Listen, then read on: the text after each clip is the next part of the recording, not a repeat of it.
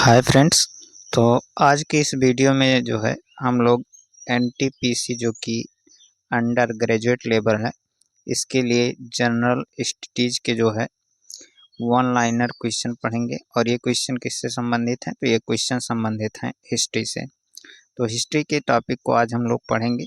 तो चलिए शुरू करते हैं। और फ्रेंड्स, आप लोग हमारे चैनल को सब्सक्राइब कर लीजिए ऐसे ही और वीडियोज़ के लिए। तो पहला प्रश्न जो हमारा है वो देख लेते हैं।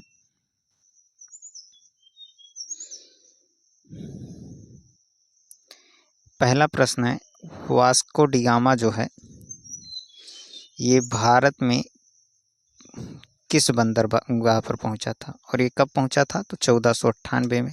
तो यह पहुंचा था कालीकट बंदरगाह पर। वास्को डी गामा कालीकट बंदरगाह पर पहुंचा था, जहां पर जो है चमोरिन जो वहां का शासक था उसने जो है वास्को डी गामा का स्वागत किया था। 1651 में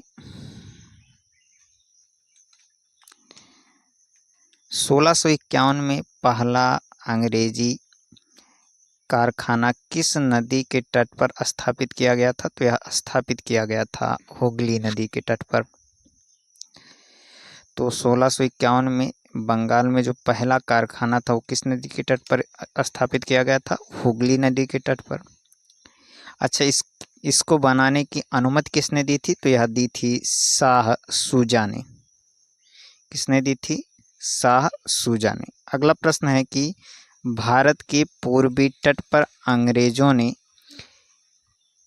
1611 में पहला जो कारखाना है वह कहाँ खोला था? तो भारत के पूर्वी तट पर अंग्रेजों ने जो पहला कारखाना है वह खोला था 1611 में मसूलीपट्टनम में। अगला प्रश्न है कि भारत के लिए समुद्री मार्ग की खोज किसने की थी? तो भारत के लिए समुद्री मार्ग की खोज की थी वास्को डी गामा ने। अगला प्रश्न है कि कौन सा खोजकर्ता भारत आना चाहता था पर वह अमेरिका पहुंच गया? तो वह था कोलंबस। कोलंबस जो है जब निकला था तो वह भारत की यात्रा पर निकला था, परंतु वह पहुंच गया था कहाँ? अमेरिका में। ईस्ट इंडिया कंपनी ने भारत में पहला व्यापारिक केंद्र कहाँ स्थापित किया था? तो ईस्ट इंडिया कंपनी ने जो है भारत में अपना पहला व्यापारिक केंद्र 1613 ईस्वी में सूरत में स्थापित किया था। भारत में 1506 में किस किले का निर्माण पुर्तगाली वायसराय के द्वारा कराया गया था? तो जो सेंट एंजेलो फोर्ट किला है यह पुर्तगाली गवर्नर या वायसराय जो है अल्मीडा के द्वारा कराया गया था। अगला प्रश्न है कि निम्न में से कौन सा युद्ध भारत में ब्रिटिशों द्वारा नहीं लड़ा गया था? तो एंग्लो बंगाल जो युद्ध है ये भारत में ब्रिटिशों के द्वारा नहीं लड़ा गया था।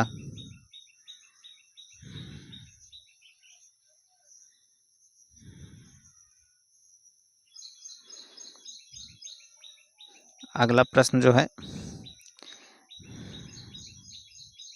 अगला प्रश्न है कि गोवा को पुर्तगाल से स्वतंत्रता कब मिली थी? तो गोवा को जो पुर्तगाल से स्वतंत्रता मिली थी वह मिली थी 1661 में। किस अभियान के तहत? तो ऑपरेशन विजय के तहत। 19 दिसंबर 1661 को जो है गोवा जो है अपना स्वतंत्रता दिवस मनाता है 19 दिसंबर को। पुर्तगालियों ने गोवा पर कब्जा कब किया था? तो पुर्तगालियों ने जो है गोवा पर कब्जा किया था 1510 में। उस समय इसका वायसराय कौन था? तो वह था अल्फांसो दा अल्बुकर्क। अगला प्रश्न है कि ईस्ट इंडिया कंपनी के आने से पहले भारत किस तरह के कपड़े जो है निर्यात करता था? तो भारत जो है सूती एवं रेशम के जो कपड़े हैं यह निर्यात करता था। अंग्रेजी ईस्ट इंडिया कंपनी भारत में कब स्थापित हुई थी? तो अंग्रेजी ईस्ट इंडिया कंपनी जो है भारत में 1600 से 1612 की अवधि के बीच स्थापित हुई थी। ईस्ट इंडिया कंपनी को जो है किस अन्य नाम से जाना जाता है? तो ईस्ट इंडिया कंपनी को जान कंपनी के नाम से भी जाना जाता है, जो कि इसका लोकप्रिय नाम है। अगला प्रश्न है कि गोवा में पुर्तगाली शासन के अंत में किस आंदोलन का योगदान था? तो वह था गोवा मुक्ति आंदोलन का योगदान। 1600 ईस्वी में ईस्ट इंडिया कंपनी को भारत में व्यापार करने का अधिकार किसने दिया था? तो यह दिया था महारानी एलिजाबेथ ने।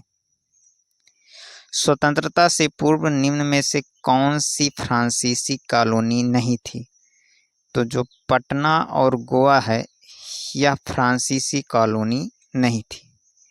ये दोनों कॉलोनियां जो हैं। अगला प्रश्न है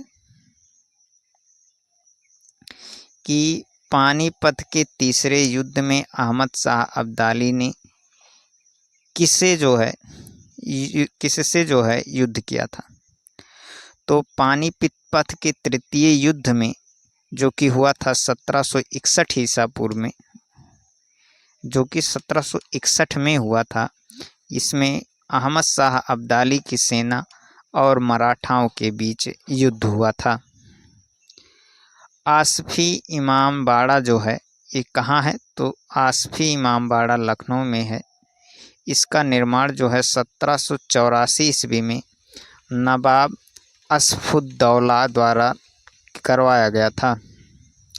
प्लासी की लड़ाई में सिराजुद्दौला जो है कब हारे थे? तो प्लासी की लड़ाई में जो कि 1757 में हुआ था, इसमें सिराजुद्दौला को जो है हार का सामना करना पड़ा था। उस समय जो अंग्रेजी सेना का नेतृत्व है वह कर रहे थे रॉबर्ट क्लाइव। अगला प्रश्न अगर देखा जाए तो प्रश्न है कि पुर्तगाल व्यापारी पहली बार गोवा की भूमि पर किस सदी में आए थे? तो ये आए थे 16वीं सदी में। 1510 में गोवा पर कब्जा करके पुर्तगाली बस गए थे। वास्को डी गामा जो है भारत में सबसे पहले कहाँ पहुँचे थे? तो वह पहुँचे थे कालीकट, जहाँ पर कि जमोरिन ने उनका क्या किया था? स्वागत किया था। भारत में पहली ब्रिटिश प्रेसिडेंसी कहाँ स्थापित हुई थी? तो यह हुई थी सूरत में। सूरत में 1613 ईस्वी में जहांगीर की अनुमति से जो है पहली अस्थाई प्रेसिडेंसी जो है बनाई गई थी।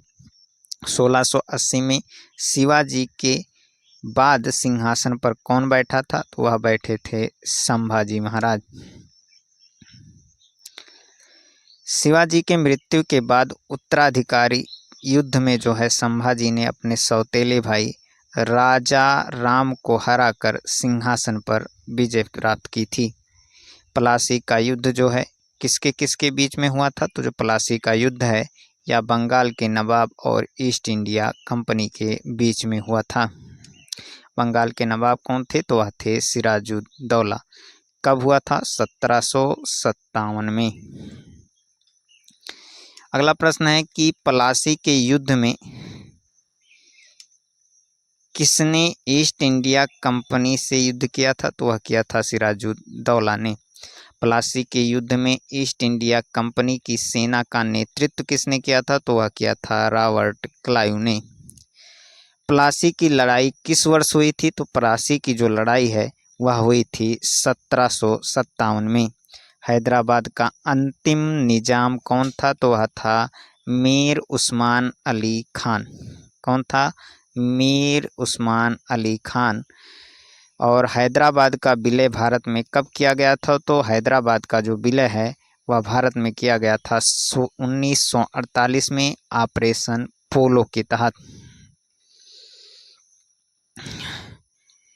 अगला प्रश्न है कि पानीपत की तीसरी लड़ाई में जो है कब हुई थी? तो किस वर्ष हुई थी? तो यह हुई थी 1761 में। किसके बीच? अहमद शाह अब्दाली और मराठाओं की सेना के बीच में हुआ था। अगला प्रश्न है कि सहायक संधि को स्वीकार करने वाला पहला शासक कौन था? तो वह था हैदराबाद का निजाम। हैदराबाद ने 1798 में सबसे पहले सहायक संधि को जो है स्वीकार किया था। भारतीय शासकों को सेना न रखने देने वाली नीति कौन सी थी? तो वह थी सहायक संधि। यह नीति जो है संप्रभुता समाप्त करने हेतु लाई गई थी। ईस्ट इंडिया कंपनी को दीवानी अधिकार कब मिला? तो यह मिला था 1765 में। 1765 में इलाहाबाद की संधि के तहत शाह आलम द्वितीय ने जो है ईस्ट इंडिया कंपनी को दीवानी अधिकार दिया था। मुगलों ने दीवानी अधिकार किस वर्ष दिए थे? तो यह दिए थे 1765 में। इसके तहत बंगाल, बिहार और उड़ीसा का राजस्व जो है ये ब्रिटिशों के द्वारा लिया जाता था। प्लासी युद्ध के बाद कौन सी घटना घटी थी? तो प्लासी के युद्ध के बाद ईस्ट इंडिया कंपनी का व्यापार जो है वह बढ़ा था और राजनीतिक शक्ति मिलने से व्यापार में बहुत अधिक वृद्धि हुई थी। अंग्रेज़ों ने मैसूर के कितने युद्ध लड़े थे? तो अंग्रेज़ों ने जो है मैसूर के साथ कुल 4 युद्ध लड़े थे। ये युद्ध 1767 से लेकर 1799 तक चले थे। अगला प्रश्न है कि 1757 के प्लासी के युद्ध में अंग्रेजी सेना का नेतृत्व किसने किया था? तो 1757 के प्लासी के युद्ध में अंग्रेजी सेना का नेतृत्व जो है वह रॉबर्ट क्लाइव ने किया था। और इसमें हारा कौन था? तो वह हारे थे सिराजुद्दौला। हैदर अली कहाँ का शासक था? तो हैदर अली जो है मैसूर का शासक था।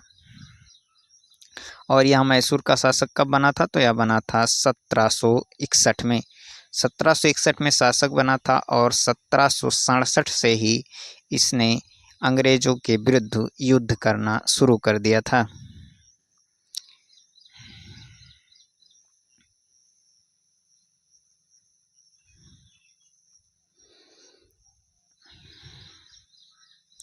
अगला प्रश्न है बक्सर का युद्ध कब हुआ था? तो बक्सर का युद्ध 1764 में हुआ था। किसके किसके बीच हुआ था? तो अंग्रेजों ने शाह आलम द्वितीय और मीर कासिम को हराया था। 1764 के बक्सर के युद्ध में अंग्रेजों ने शाह आलम द्वितीय और मीर कासिम को हराया था। टीपू सुल्तान जो है किस स्थान से संबंधित थे? तो यह संबंधित थे श्रीरंगपट्टनम से।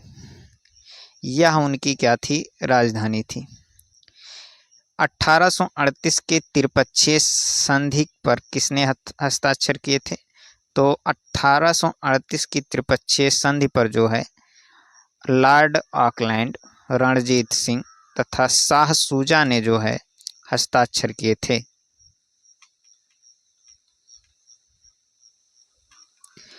भारत ने ब्रिटिश उपनिवेशवाद की नींव किस युद्ध से पड़ी? तो भारत में ब्रिटिश उपनिवेशवाद की जो युद्ध नींव है वह प्लासी के युद्ध की से पड़ी थी। अगला प्रश्न है कि पोर्टो नोवा की लड़ाई में हैदर अली को कब हराया गया था? तो यह हराया गया था 1781 में। स्वतंत्रता से पहले भारत का सबसे बड़ा जो है सामंती राज्य कौन था? तो स्वतंत्रता से पहले भारत का सबसे बड़ा जो सामंती राज्य था वह था हैदराबाद, जिसे कि 1948 में ऑपरेशन पोलो के तहत जो है भारत में मिलाया गया था। तृतीय आंग्ल मैसूरी युद्ध जो है यह कब लड़ा गया था? तो तृतीय आंग्ल मैसूर युद्ध 1790 से लेकर 1792 के बीच में लड़ा गया था। यह युद्ध जो है इस युद्ध में टीपू सुल्तान की क्या हुई थी? हार हुई थी।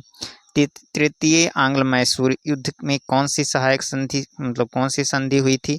यह हुई थी श्रीरंगपट्टनम की संधि, जिसके तहत टीपू ने आधा राज्य अंग्रेजों को दे दिया था। अम्बा विलय महल कहाँ स्थित है? तो अम्बा विलास महल जो है यह स्थित है मैसूर, कर्नाटक में। यह किस वंश से संबंधित है? तो यह संबंधित है वाडियार राजवंश से। टीपू सुल्तान मस्जिद जो है कहाँ स्थित है, तो यह स्थित है कोलकाता में।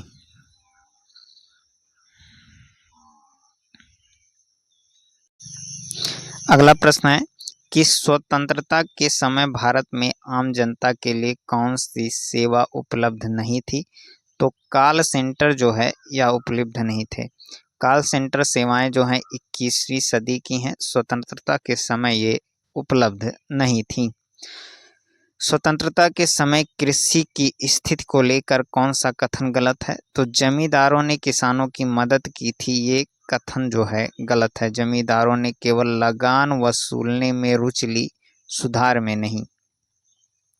अस्थाई बंदोबस्त किस वायसराय के शासनकाल में लागू हुआ था, तो अस्थाई बंदोबस्त जो है लॉर्ड कॉर्नवालिस के शासनकाल में लागू हुआ था। और ये कब लागू हुआ था, तो ये लागू हुआ था 1793 में।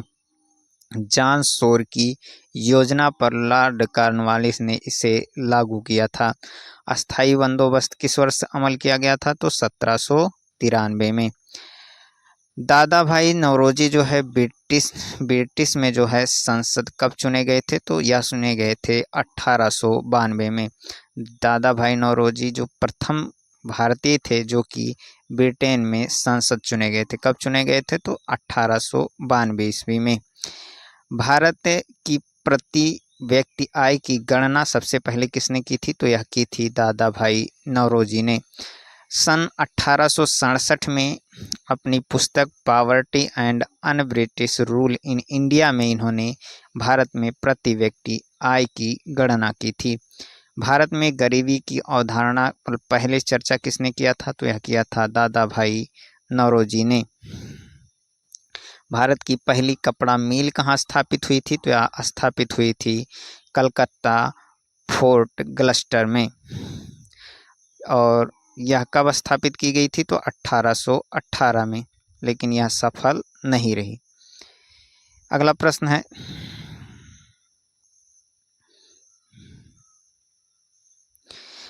कि हाल्ट मैकेंजी ने कौन सी राजस्व व्यवस्था जो है चालू की थी, तो हाल्ट मैकेंजी ने जो है महालवड़ी जो प्रणाली है वह शुरू की थी। अच्छा, ये व्यवस्था आई कब थी, तो यह आई थी 1822 में। कब आई थी, 1822 में। 1853 में किस परिवहन प्रणाली की शुरुआत हुई थी, तो यह हुई थी रेल मार्गों की शुरुआत। और ये कहाँ से कहाँ तक, तो मुंबई से ठाणे के बीच में। बॉम्बे डेक्कन में कौन सी राजस्व प्रणाली लागू की गई थी, तो बॉम्बे डेक्कन में जो है रैयतवाड़ी प्रणाली लागू की गई थी। इस प्रणाली के तहत किसान जो है सीधे सरकार को कर देते थे। औपनिवेशिक शासन सबसे पहले कहाँ पर जो है स्थापित हुआ था, तो यह स्थापित हुआ था बंगाल में। प्लासी के युद्ध के बाद अंग्रेजों ने यहाँ पर ही शासन शुरू किया था। भारत में रेलवे की जो शुरुआत है ये किस वर्ष हुई थी, तो यह हुई थी 1853 में। पहली ट्रेन मुंबई से ठाणे के बीच चलाई गई थी। भारत में पहली यात्री ट्रेन किस राज्य में शुरू हुई थी, तो यह शुरू हुई थी महाराष्ट्र में। और कहाँ से, मुंबई से ठाणे के बीच में। भारत की पहली यात्री ट्रेन कब चलाई गई थी, 1853 में, 16 अप्रैल 1853 में। बॉम्बे डेक्कन में पहला राजस्व बंदोबस्त कब हुआ था, तो यह हुआ था 1820 में। यह कौन सी व्यवस्था थी, तो रैयतवाड़ी प्रणाली थी। अस्थाई बंदोबस्त लागू होने पर वर्धमान के राजा कौन थे, तो वह थे तेजचंद राय। वर्धमान के राजा कौन थे, तेजचंद राय।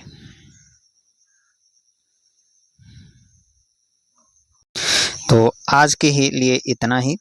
अब मिलते हैं अगले वीडियो में। तो आगे का जो है प्रश्न देखने के लिए आप हमारे चैनल को सब्सक्राइब कर लीजिए। Thanks for watching.